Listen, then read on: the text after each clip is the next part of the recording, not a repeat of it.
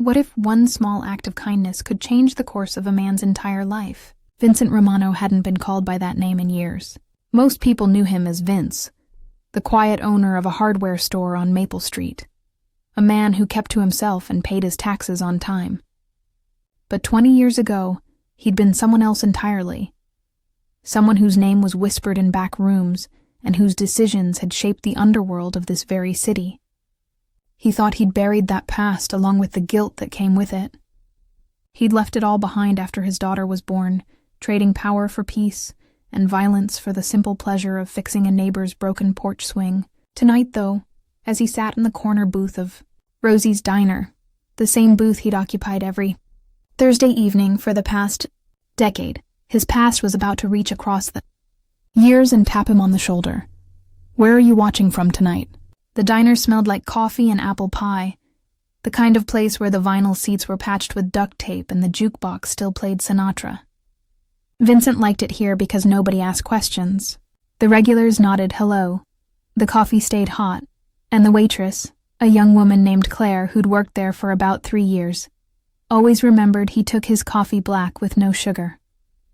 She was a sweet kid, maybe 30, with tired eyes that suggested she'd seen more of life's hard edges than someone her age should have.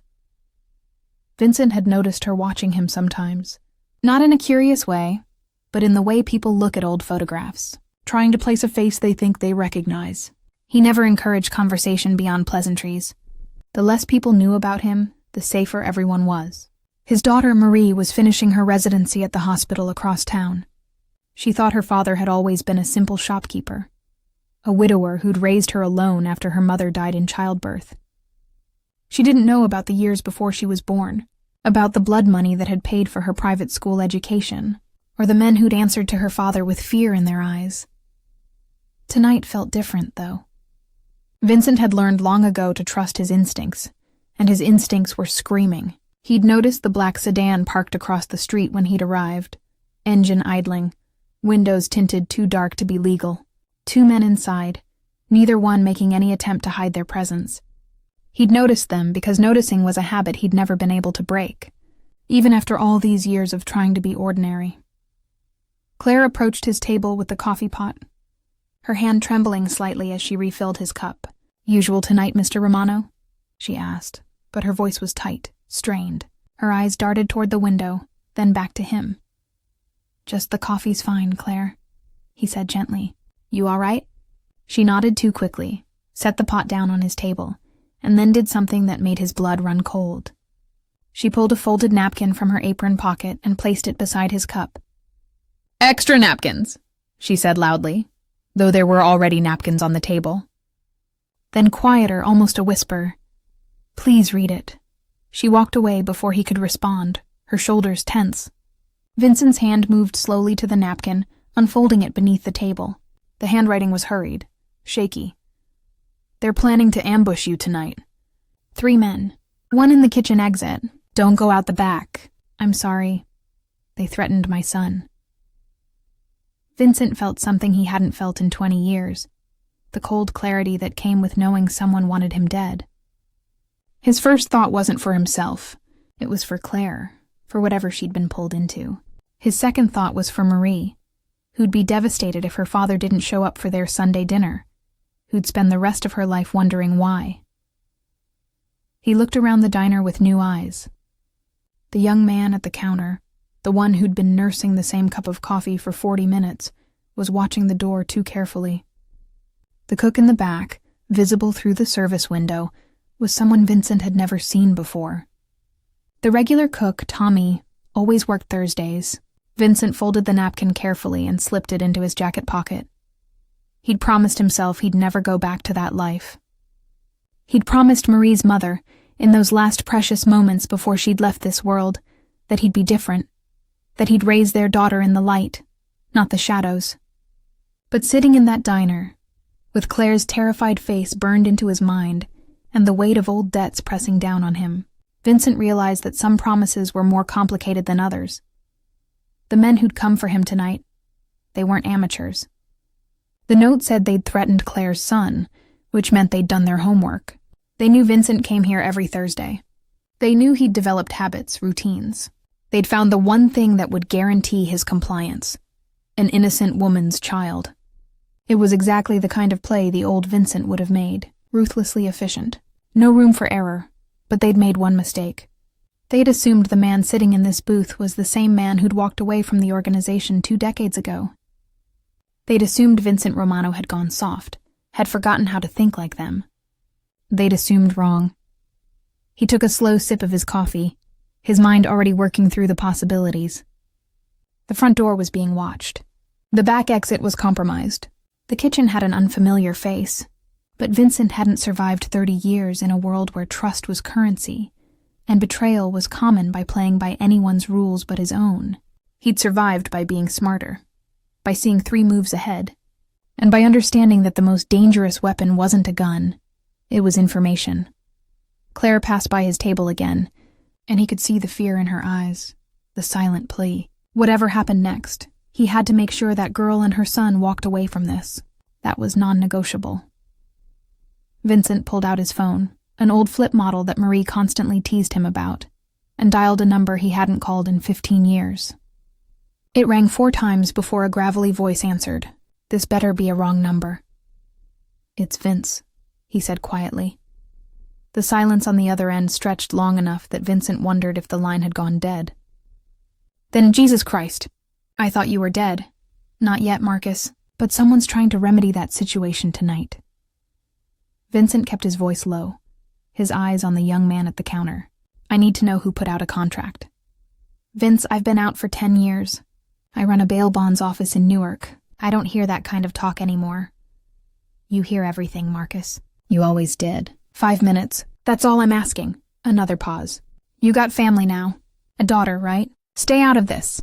Whatever it is, it ain't worth—" "They threatened a waitress's kid to get to me," Vincent interrupted. "An innocent woman. Her son's probably 8, maybe 9 years old. So yeah, Marcus, it's worth it." 5 minutes. He heard Marcus sigh, heard the sound of a door closing, a chair creaking. "All right, give me 10 minutes. I'll call you back." Vincent ended the call and looked at Claire, who was wiping down a table near the window, her movements mechanical, frightened. He caught her eye and gave the smallest shake of his head, a signal not to panic. She'd taken a tremendous risk warning him. The kind of people who'd threaten a child wouldn't hesitate to make good on that threat if they thought she'd betrayed them. The diner's bell chimed and an older couple walked in. Tourists by the look of them, carrying cameras and wearing matching windbreakers. They took a booth near the front, oblivious to the tension thrumming beneath the surface of this ordinary Thursday evening. Vincent envied them, their innocence, their ability to walk through the world without constantly calculating exits and angles and threat assessments. His phone rang. "Marcus. It's Frank DeLuca's kid," Marcus said without preamble. "You remember Frankie?" Vincent's jaw tightened. Frank DeLuca had been his lieutenant, loyal and sharp, until the day Vincent had discovered Frank had been skimming money from the protection rackets. Vincent had given him a choice: leave the city and never come back, or answer for it the old way. Frank had chosen exile, but not before spitting at Vincent's feet and promising that one day Vincent would pay for the humiliation. "Frank's dead," Vincent said. "Heart attack 5 years ago. I sent flowers." "Yeah, but his son's not dead. Tommy DeLuca. He's been making noise the past few months, trying to prove himself, gather up what's left of the old crews. Word is he blames you for his old man dying broke and forgotten. Says you ruined the family name." Frank ruined his own name. "Don't matter how you see it, Vince. Kid's got something to prove, and apparently you're how he plans to prove it. 3 guys, local talent, not very smart. They grabbed the waitress's kid from school yesterday, held him for a few hours, then let him go with a message for Mama. Do what we say, or next time he doesn't come home." Vincent felt a cold fury building in his chest. Using a child. Frank's son had learned all the wrong lessons from his father's mistakes. "Where's the kid now?" "Back home with the mother's sister, from what I hear. They're watching the house, but the kid's safe for now. They need the waitress to play her part." "Thanks, Marcus. Vince, whatever you're planning, don't.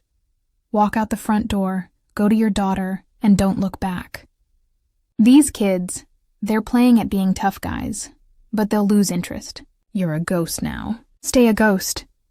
Can't do that, Vincent said softly. Not anymore. He ended the call and signaled Claire over. She approached with the coffee pot again, her hands still shaking. Pour slowly, he said quietly. Listen, your son's safe. He's with your sister. I'm going to make sure he stays safe, but I need you to trust me. Tears welled up in her eyes. I didn't know what else to do. They showed me pictures of him leaving school. They said if I didn't help them, I know. You did the right thing. The note saved my life. He kept his voice steady, calm. Here's what's going to happen. In 5 minutes, you're going to accidentally spill this entire pot of coffee on me. Make it look real. Get upset. Apologize loudly. I'll stand up. We'll make a scene. Then you're going to lead me to the employee bathroom in the back to clean up. Can you do that? She nodded, wiping at her eyes with her apron. Good. When we get to the bathroom, you're going to tell me exactly where the man in the kitchen is positioned and how many exits there really are back there. Then you're going to go back out front and act like nothing happened. Understand? What about you? Vincent smiled, and for just a moment, Claire saw a flash of the man he used to be, the one who'd commanded respect and fear in equal measure. Don't worry about me. I've been getting out of corners like this since before you were born. If this moment touched your heart, please give the video a thumbs up. The coffee was hot when it hit his lap. Vincent jumped up with a convincing yelp, and Claire's apologies filled the diner as every head turned to watch the commotion. The young man at the counter tensed, uncertain, but didn't move. Good. They'd been told to wait, to watch, not to improvise. As Claire led him toward the back, Vincent's mind was already 3 moves ahead. Tommy DeLuca had made a critical error. He'd brought civilians into this, and Vincent had spent 20 years trying to protect civilians from people exactly like the man he used to be. Tonight, he'd have to become that man one last time. The employee bathroom was cramped and smelled like industrial cleaner. Claire shut the door behind them, her breath coming fast, panicked. The new cook, his name's Ray, he's standing by the kitchen exit with his hand in his jacket pocket. I saw the shape of a gun. The real cook, Tommy, they told him to stay home tonight, paid him $500. Vincent nodded, processing. Other exits? There's a storage room that leads to the alley, but it's usually locked. The key's on a hook by the walk-in freezer. She looked at him with desperate eyes. I don't understand why they want to hurt you. You fix screen doors and help Mrs. Patterson carry her groceries. You're not... I wasn't always the person you know, Vincent said gently. Long time ago I made choices I'm not proud of. Hurt people who probably didn't deserve it. Built something ugly and called it business. He met her eyes.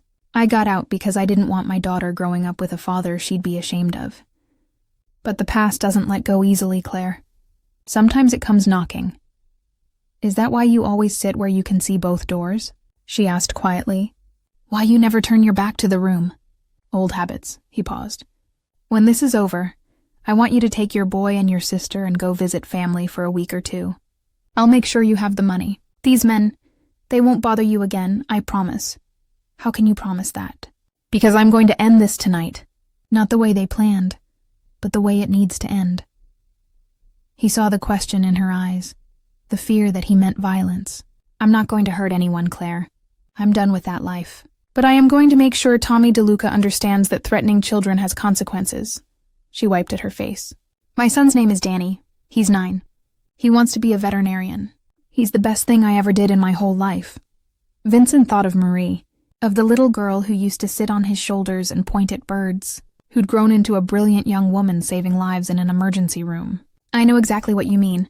That's why I can't let this go. If I run tonight, they'll just keep using people like you to get to people like me. It has to stop. What do you need me to do? Go back out there. Tell the guy at the counter that I'm cleaning up and I'll be out in a minute. Act normal. If anyone asks, I'm embarrassed, but fine. He took off his jacket, soaked with coffee, and wrapped it around his fist. Then I want you to walk straight out the front door, get in your car, and drive to your sister's house. Don't look back. But, Claire, you've already been braver than anyone should have to be. You warned me. You probably saved my life. Now let me save yours and your boys. Go home. Hug Danny. Tell him his mom is a hero. Tears spilled down her cheeks, but she nodded. Before she left, she squeezed his hand. "Thank you, Mr. Romano, for believing me, for not being angry that they used me." "You're a good mother," Vincent said. "Never apologize for protecting your child." After she left, Vincent stood alone in the tiny bathroom, looking at his reflection in the spotted mirror. The man staring back had silver hair now, lines around his eyes, age spots on his hands. But beneath all those years, he could still see the younger man who'd thought power and fear were the same thing, who'd believed the world was divided into predators and prey. He'd been wrong. The world was full of people like Claire. Good people trying to protect the ones they loved, doing their best with impossible choices. And people like Tommy DeLuca, who'd learned all the wrong lessons, who thought violence and intimidation were a birthright rather than a curse. Have you ever faced something like this? A moment where your past came back and demanded an accounting? Let us know in the comments. Vincent unwrapped his jacket from his fist and put it back on, coffee-stained and damp. He unlocked the bathroom door and stepped into the narrow hallway. To his left was the kitchen, where Ray was waiting by the exit, hand on his gun, probably getting nervous because this was taking too long. To his right was the storage room Claire had mentioned. He turned right. The storage room was dark, packed with supplies, boxes of napkins, and industrial-sized cans of tomatoes. Vincent found the walk-in freezer, found the key hanging exactly where Claire had said. The storage exit door opened with a rusty squeal onto the alley behind the diner. He could see the black sedan parked at the alley's entrance, blocking the way out. But Vincent wasn't planning to run. He was planning to talk. And if Tommy DeLuca was half as smart as his father had been, and Frank hadn't been very smart at all, maybe, just maybe, this could end without anyone dying tonight. He stepped into the alley, hands visible and empty, and walked toward the car. The alley smelled like old grease and rain-soaked concrete. Vincent walked slowly, deliberately, his hands held slightly away from his body so there could be no misunderstanding. The sedan's doors opened and two men stepped out. They were young, maybe late 20s, wearing the kind of clothes guys wore when they wanted to look dangerous but couldn't quite commit. Leather jackets that looked too new, gold chains that caught the streetlight. One held a baseball bat, the other had his hand inside his jacket. "Easy," Vincent said, his voice carrying calm authority across the 15 feet between them. "I'm unarmed. I just want to talk to Tommy." The one with the baseball bat laughed, nervous energy making it come out too high. "You think you can just walk out here and—" "Shut up, Derek!" The voice came from inside the car, and a third man emerged from the back seat. Tommy DeLuca was taller than his father had been, with Frank's same narrow face and cold eyes. But where Frank had earned his hardness through decades in the life, Tommy's toughness was all costume, all performance. Vincent could see it in the way he held himself, the way his jaw was clenched too tight, like he was trying to convince himself as much as anyone else. "Vincent Romano," Tommy said, and there was something almost rehearsed about the way he said it, like he'd been practicing this moment. "You got some nerve, old man. You know what you did to my father?" "I know exactly what I did to your father," Vincent replied. "I gave him a choice. He stole from people who trusted him, Tommy. He put everyone at risk because he got greedy. I could have—" He stopped himself. "I gave him a chance to walk away. He died broke. Died in some shitty apartment in Tampa with nothing. You destroyed him. Your father destroyed himself." Vincent's voice was gentle but firm. "And I'm sorry he's gone.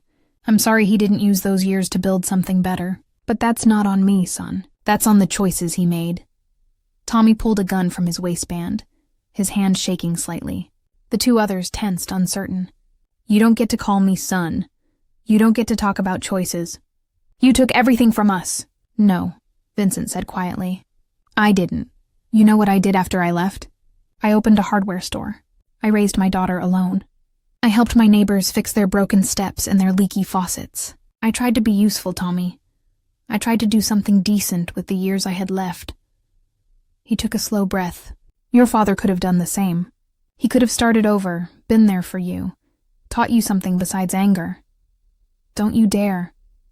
That waitress in there, Claire. She's got a 9-year-old boy named Danny who wants to be a veterinarian. You threatened him to get to me. Is that the kind of man your father would be proud of? Something flickered across Tommy's face. Doubt. Maybe shame. This ain't about some kid. This is about respect. About showing everyone that what? That you're tough? That you're willing to hurt innocent people? Vincent took a step closer and Tommy's gun hand wavered. I'll tell you what that shows, Tommy. It shows you're scared. Shows you're trying to prove something that can't be proved with fear. Your father made that mistake his whole life. Don't make it yours. Stop talking about my father. Tommy's voice cracked, and suddenly he wasn't a tough guy anymore. He was just a young man, angry and lost, holding a gun he wasn't sure he wanted to use. Vincent's voice dropped to almost a whisper. I've done terrible things in my life, Tommy. Things I can't take back. Choices I'll answer for when my time comes. But I learned something your father never did. Power built on fear doesn't last. It crumbles. It eats you alive. You don't want this life. Trust me. You don't know what I want. I know you threatened a little boy because you thought that's what being strong looked like. I know you're out here with two guys who are scared to death right now, wondering if they're going to have to shoot a 60-year-old man in an alley. And I know you're shaking because part of you, the good part, the part that's still your mother's son, knows this is wrong. The gun lowered slightly. Tommy's eyes were wet. He was my dad. He was all I had, and you took him from me? No, son. Time took him from you. Choices took him from you. I'm standing right here, and I've been right here in this city for 20 years. If your father had wanted to find me, to talk to me, to tell me he was hurting, I would have listened. I would have helped. But he chose pride instead. Vincent's own eyes stung. Don't make that same choice. If you've been enjoying this story, subscribe to our channel for more heartwarming tales. The alley fell silent except for the distant sound of traffic, the hum of the diner's ventilation fan. Tommy's hand trembled, and then, slowly, he lowered the gun completely. What am I supposed to do now? He asked, and he sounded young, so desperately young. Vincent stepped forward, closing the distance between them. You walk away. You let Claire and her boy live in peace. You find something honest to do with your life. Doesn't matter what, just something you can be proud of. And Tommy, you forgive your father for not being what you needed him to be. The night air felt different somehow, lighter, as if the tension that had coiled around that alley had finally released its grip. Tommy handed the gun to Vincent, his shoulders sagging with something that looked almost like relief. I don't even know how to do that. Walk away, I mean. Everyone's expecting. Let them expect, Vincent said, carefully removing the bullets from the gun and dropping them down a nearby storm drain. He handed the empty weapon back to Tommy. Sell this if you need money. Or throw it away, but don't carry it anymore. It's not a tool. It's a weight, and it'll pull you down until you drown in it. The two other men, Derek and the one whose name Vincent hadn't learned, shifted uncomfortably. Boss? Derek started, but Tommy waved him off. Go home, Tommy told them. Tell everyone. Tell them it's done. Tell them whatever you want. He looked at Vincent. Why are you being like this? After what I tried to do? Because somebody was kind to me once, when I didn't deserve it. Vincent thought of Marie's mother, of how she'd seen something redeemable in a man who'd forgotten how to be decent. And because I'm tired, Tommy. I'm tired of this cycle. Your father hurt people because people hurt him. You were going to hurt people because your father got hurt. When does it end? Somebody has to be brave enough to just stop. Tommy nodded slowly, wiping at his eyes with the back of his hand. I've got an uncle in Oregon. Runs a logging operation. He's been asking me to come work for him. But I thought that was, I don't know, too normal, too small. Small's not so bad, Vincent said with a gentle smile. Small means you come home to people who love you. Small means you sleep through the night without wondering who's coming for you. I've been small for 20 years, Tommy, and they've been the best years of my life. They stood there for a moment, two men from different generations of the same brutal world, both trying to find their way out of its shadows. Then Tommy extended his hand and Vincent shook it. I'm sorry, Tommy said. About your night. About Claire's kid. About all of it. I know you are. Now go prove it. Vincent watched as Tommy and his companions got back in the car, watched as they drove away slowly, without theatrics or threats. The alley returned to its ordinary emptiness, just another forgotten space between buildings where nothing remarkable had happened. Except something remarkable had happened. A choice had been made. Violence had been offered a chance to end, and for once, it had taken that chance. Vincent walked back into the diner through the front door this time. The young man who'd been watching him was gone. The substitute cook had apparently decided his shift was over. The older couple was enjoying their pie, still blissfully unaware that anything unusual had occurred. The regular customers were nursing their coffee, reading their papers, living their quiet Thursday evening lives. Vincent left $200 on his table, enough to cover his coffee 100 times over and give Claire something extra for her trouble. He wrote a note on a clean napkin. For Danny's college fund. You're going to make it, Claire. You're stronger than you know. He drove home to his small apartment above the hardware store, where photos of Marie filled every surface. Her high school graduation, her white coat ceremony, her smile that lit up rooms and lives in equal measure. He called her just to hear her voice. Dad? It's late, you okay? I'm fine, sweetheart. Just wanted to tell you I love you, and I'm proud of you. So incredibly proud. I love you too, Dad. Are you sure you're all right? You sound weird. I'm better than all right. I'll see you Sunday? Wouldn't miss it. I'm making that lasagna you like. After he hung up, Vincent sat in his old recliner and thought about the strange mathematics of redemption, about how one person's kindness could ripple outward in ways nobody could predict. Claire had saved his life with a note. He'd tried to save Tommy's life with words. Maybe Tommy would save someone else's life someday with a choice to be better. To be kinder. Maybe that's all any of them could do. Try to break the cycles of hurt, one decision at a time. He thought about Frank DeLuca, dead 5 years now, and hoped that wherever Frank was, he'd found some kind of peace. He thought about all the men he'd known in that old life. Most of them gone now. Their stories ended badly because they'd never learned that strength wasn't about intimidation or fear. Real strength was choosing to be gentle when the world gave you every excuse to be hard. Vincent Romano had been given another chance tonight, and he wasn't going to waste it. He'd keep fixing screen doors and helping neighbors. He'd keep showing up for Sunday dinners with his daughter. He'd keep trying to be the kind of man who deserved the life he'd been given. Imperfect. Flawed, but always reaching for something better. Outside his window, the city hummed with its million small dramas, its countless stories of people trying to survive, to love, to matter. And somewhere out there, Claire was probably holding Danny tight, whispering that everything was going to be okay now. Somewhere Tommy was driving toward Oregon, and maybe, just maybe, toward a future his father had never imagined for him. The past had come calling tonight, but Vincent hadn't let it drag him backward. He'd faced it, spoken truth to it, and sent it away with compassion instead of violence. That felt like victory enough.